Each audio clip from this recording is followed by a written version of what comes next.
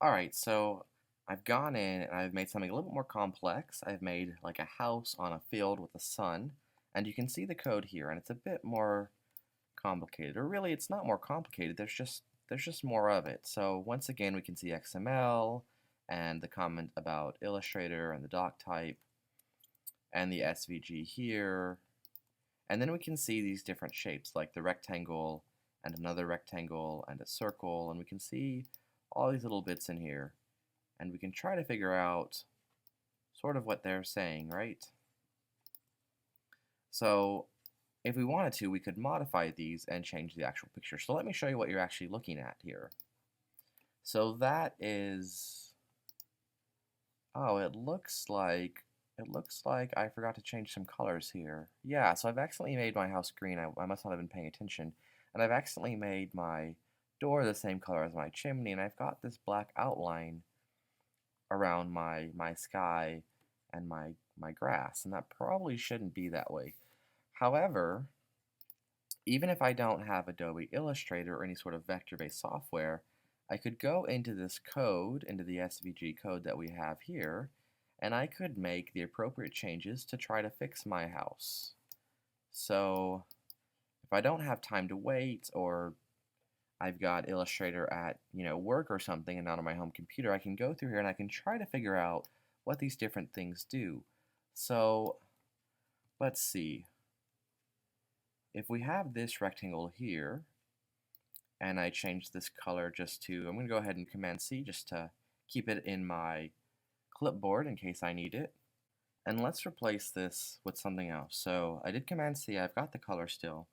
And let's just see what happens if I replace it with a bunch of number F, for example, because we know that that should become white based on the previous video. So I'm just going to do Command S to save, and let's refresh and see what that did. Alright, so that replaced the sky, and that's not what I want. So let's go ahead and do Command Z. Oops. So let's do Command Z to put it back the way it was. And that should make it blue again. Now it has this stroke, and I don't want that. So I can go ahead and delete that, and I can save. Ooh, and I should probably get rid of stroke width as well. And actually, let's get rid of all the things related to the stroke there. And if I Command S for save and refresh, better. Now I need to figure out where this grass is, and I can do the same thing there.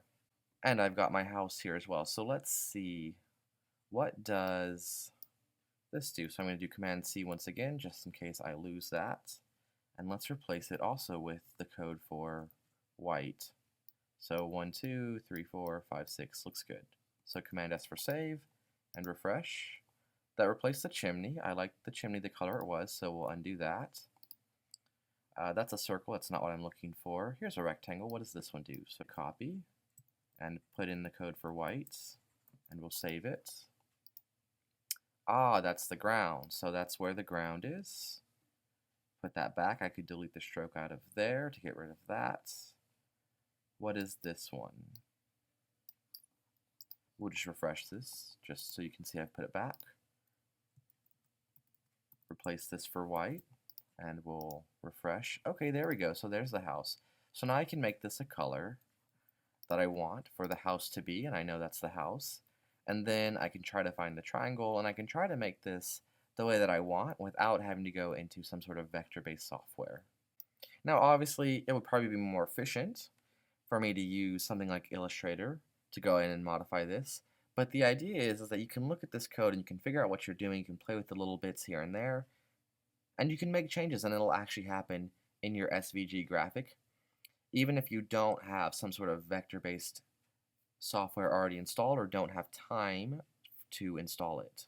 Of course, as your illustration gets more complicated, so will your actual code here, but you get the general idea.